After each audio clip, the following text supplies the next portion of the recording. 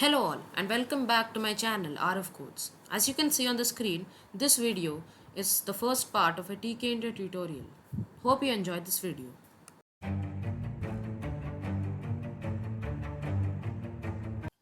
Alright, so the first question when we're making Tkinter, the first question which may arise could be what is exactly Tkinter?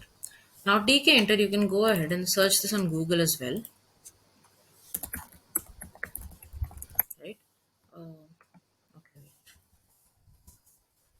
Right. So now, when we talk about Tkinter, tutorials points site here is telling us that it's a standard GUI library for Python. Exactly. Now, what is a GUI? GUI is a graphical user interface through which we can create a window, we can add buttons, we can add labels, and this is what makes our project work. Now, a GUI is sometimes very important for a project because we can't always make our projects on the terminal all the time because it becomes boring. Now, if you have a GUI such as this, if you can see this whole window, if you can make this on Python, our project will be much more interactive. We can make it a lot more better. So again, Python when combined with Tkinter provides a fast and easy way to create GUI applications. Now, I'm not telling that to create a GUI for Python, this is the only way. You can use other modules such as CV2, OpenCV, etc. But I am telling that Tkinter is one of the easiest way to create a good GUI for Python. So creating a GUI application using Tkinter is an easy task. It's not hard. Now let's start making our screen using Tkinter. So I've already made this project known as Tkinter trial. You can make it. Just click on File, New Project, and type the project name right here and click on the Create button. Now, once you do that, main.py will open. Now, in that, I first have to import tkinter, of course. So, for that, I'm going to write from tkinter import asterisk, which, and this piece of code, as you see here, imports everything from tkinter. After doing so, we first have to define our screen. To do that, there are quite a few ways, but I'm going to teach you one of the easiest and the fastest way. And it's a very powerful way, I would say. So let's call our screen variable screen. You can call it whatever you want. Screen is equal to pk. Now this function automatically generates a screen. Now what you'll notice if I run it now, nothing will change. It'll just end the code. Why? Because we still haven't displayed our screen. We haven't ran our screen using our coding. We have only made a screen. To do that, what I'm going to do, screen dot main loop, another function of tkinter. Now this code is finally going to make our screen as easy as that. Right. So once you make your screen in Tkinter, you'll notice that it is not what you expected, right? It looks very bad, the designing is off, and it's too small. Now when we talk about making it bigger, let us do that. It'll look much better. Now remember, whatever customization you're doing here, let it be the functions you're creating, more variables for the screen. It has to be before this line of screen dot main loop. Only then will it be applicable to the screen. So let's start making our screen a little bigger because it's too small. So I'm going to write screen dot geometry, which is a function which resizes our screen, and let's set it to 500 x 500. So it's going to be a string value. So it looks much better now. It's much bigger. You can change it according to your need. Then the next thing I'm going to do is of course give it a title because now its title is just tk. So to do that I'm going to write screen dot title. Inside that let's write the title. Let's write tkinter trial. That's going to be a title for now. Yeah, so we see that our title has already come. Also, now the background default background color is white. To change that, we just have to write screen dot config. Inside that, bg for short background, or you can write background. No problems. Background is equal to uh, whatever background you want. So I want to give a light color. I don't want to give a very dark color. So let's write turquoise. Yeah. And now let's run it and check it. Yes, it's perfect. It looks it looks much better than before. Now, the next thing that you'll notice is that now I can um, yeah, I'm able to resize the image as much as I want. Now this is playing with the ethics of our window because we've already set its value, this screen's value, and if the user is able to resize it, there's no point of doing that. Hence, to make it non-resizable, we just have to write screen dot resizable, yeah, false comma false. Now this represents the x and y values. Now if you want it to be resizable by x or by y, you can change it accordingly. I don't want it to be resized at all, hence I'm going to write false comma false. Now if you notice, it doesn't even turn to the arrowhead key so that I can resize it. So there's no way of resizing. Even the full screen option disappears. I'm not able to set it to full screen, right? Okay, so now the next customization I'm going to do here, the logo of our screen, as you can see, is this leaf. I'm not sure what it is. I think it's the Tkinter logo, but I don't really like it. So I want to customize that as well. To do that, for many users, there may be a path problem if I directly want to use this download.jpg. I've already downloaded it. You can go ahead and download it, and if you want to know how I actually put it into this, you just have to go to your downloads wherever you have taken the photo. For example, I took it in download. Just control C, copy it, and put it to the go to the folder where you have all your projects, and then go to, yeah, your project, and then paste it here. So this image will already appear. Now I already have this image. Now if I directly try to upload this image without using another module, sometimes it causes a path problem for me and perhaps for some of you out there. So I'm going to import a module here known as PIL. From PIL, import. Now there are certain packages of PIL. I'm going to import image TK, and from image TK I'm going to also take image. Now these two modules are going to help me generate the image for my icon. Now first, before doing anything, I have to put this download.jpg photo into my variable known as icon. So I'm going to write icon is equal to image.tk, the module we just installed from PIL. Now we're going to use the photo image function here, class here. So photo image, and then image. We also installed image. So image, oh sorry, my mistake. Image dot open. It's a function. Yeah, image dot open, and then we're going to write the file, which is download.jpg for me. Whatever it is for you, you just have to write it here along with its format, like .jpg, .png, .gpg, whatever. Now, after you upload the image, the next thing you want to do is put the image as your logo. To do that, I'm going to write, sorry, not logo, icon. So I'm going to write screen dot icon photo. I'm going to write sorry, true, comma, image. Sorry, icon. Yeah. Now it may show you an error here, but then it will work. Yeah. So you can see our image has already been uploaded as the icon. Now you may see the graphics are a little off, but we can't really help this because these are the graphics of Tkinter. I know it's not that great, but at least it's representing it. I'm able to understand this is a Python logo. Good enough.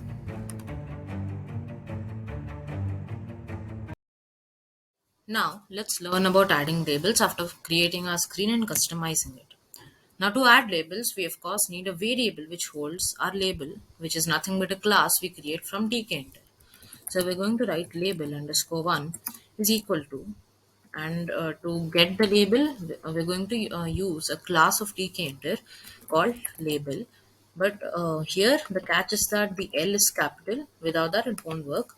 Label, and in the parentheses, we're going to add certain arguments, and these arguments have already appeared. A lot of them are there above. I'm not going to go through each and every one of them because that'll take too much of time. Instead, you can search them if you want. You can discover them, explore them. I'll just go through the important ones which are essential for every project. Yeah. So now the first argument that I like to go through is the master, which we are going to put as screen. Now the master is nothing but the screen which holds our label. Here it's of course the screen variable that we have created, which is our main window. So every time we add a new argument, we have to use a comma. So I'm writing all my arguments line by line.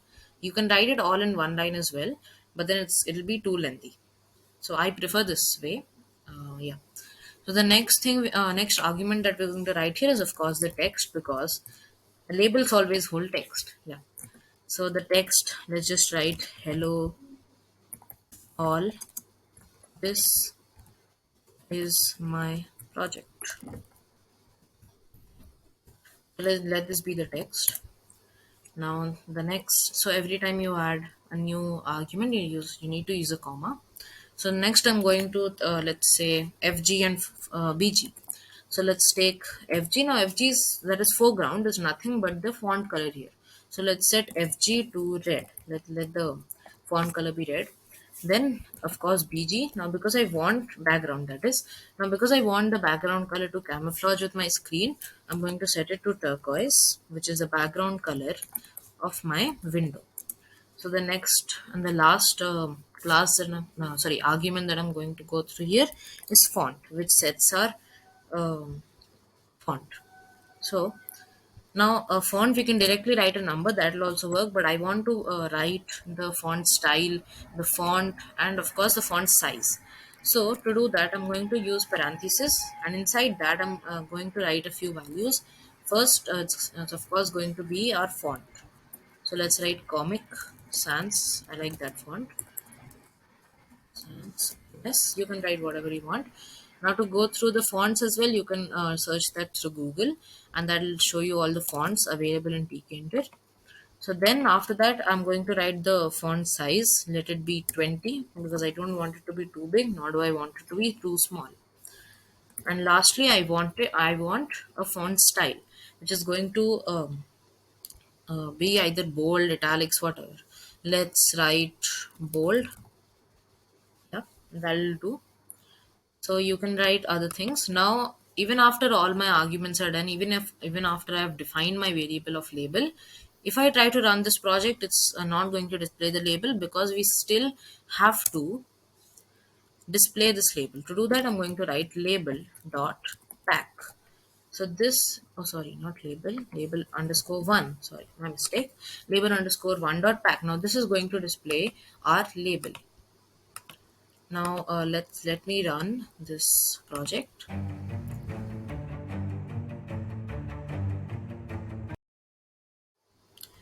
Okay, so now let's learn how to add buttons. Now buttons again have to be stored in a variable. Let's call it button is equal to button, again with a capital V. So I'm going to again give it a few more arguments. So first is of course our master, which is screen. Now I'll give a comma. So text, what is the text inside it? Click me, right? So that's our text for now. Now the next thing I'm going to add is of course the background. Let's give the background to be red again. And then the foreground is of course the text color. Let's just give it white. And the next thing I'm going to do is the font size, of course. Let's keep the font size to 15. I don't want to be too big again. So now let's run it and check. Oh, my mistake. I did a very bad mistake. I have to pack it. Now, the other way of packing is of course using the function place. Now this the alternative of pack. Now using pack, you can't really you can't really position your element, but using pack you can do that. So in this you just have to define the x and y. So let's give the x to be, I'm really not sure, so I'll just go with let's say our, wait, what's the size of our, okay, it's 500, so I let it be 250, and let the y be let's just keep it in the center, 250, 250. Now if we place it, yeah, It's not exactly the center as I had expected it. So you can go ahead and do a little bit of trial and error with the position. You can do that. I'm not going to concentrate on that anymore. What you'll notice when I click on it, the color changes to white. I do not want that to happen. Now, to do that, we have an argument known as active background. Active foreground is there as well. Now, active background is nothing but when the button is active, that is when the button is pressed, what background do you want it? Now, I wanted the same background, hence active background is equal to red. Now, you'll notice that it does not happen. However, our font is still becoming black, so I am going to make active foreground as well to white. Done? Yeah. So, we're all done with our arguments for our buttons. We've even placed the button. Now you can go ahead and search the arguments for button as well, but these are the basics you need to know.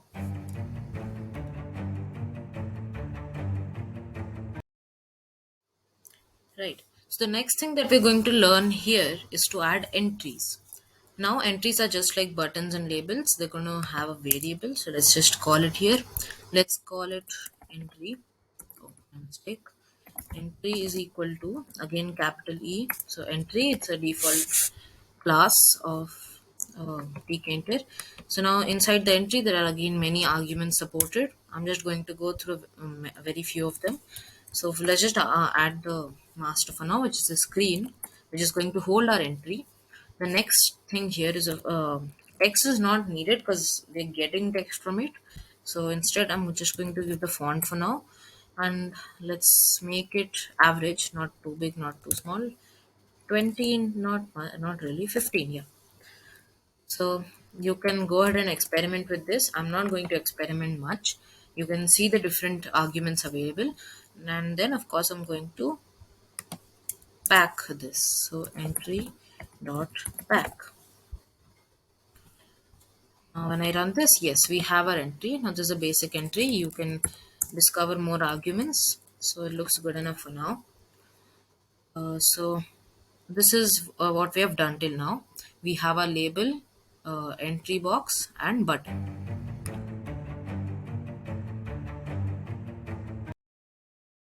For the final part of our this video for our Tkinter tutorial part 1, the thing I'm going to teach here is functions. Now functions are tasks that will be performed when normally we use it for buttons. So here I'm going to use it for a button. So I'm going to use a command for the button. So let me give you an idea of what I want to do. Now we have a button here and we have an entry box. So I want to create a display which will show the text of my entry box when I click on this button. So this is what I want to do. Now first let me create my display label. So let's call it display label, of course. So I'm going to, of course, label class. So let's text is equal to nothing for now. We'll change it later. Font is equal to, let's give it 20 or perhaps a little larger to show it properly, 40. Foreground, let's just give it black, and background turquoise. You can add on to it much more. You can add on to the whole project much more. In fact, I'm just showing you the idea of Tkinter here. You can add on a lot more to it. Right, so we have the background turquoise for our display label. We have created our display label. Anything else, we'll just pack our display label dot pack. Okay. Now we're going to create a function. So just below our display label, I'm going to create a function. Let's call it display f display. So the first thing I'm going to do, I'm going to retrieve the text from our entry box. So let's just create a variable for that first. Result is equal to entry dot get. This is going to get the text from our entry. The next thing I'm going to do is, of course, I'm going to change the text of our display label. That's what I'm going to do. Display label dot config text is equal to result. As easy as that. Now I just have to call this function inside a button. So I'm going to give a comma command. So there's another function, sorry, argument of our button, and this is going to call the function. Let's call display. We don't need the parentheses here. Command is equal to display. Hopefully it should work now. Let's run it. So let's just write hello.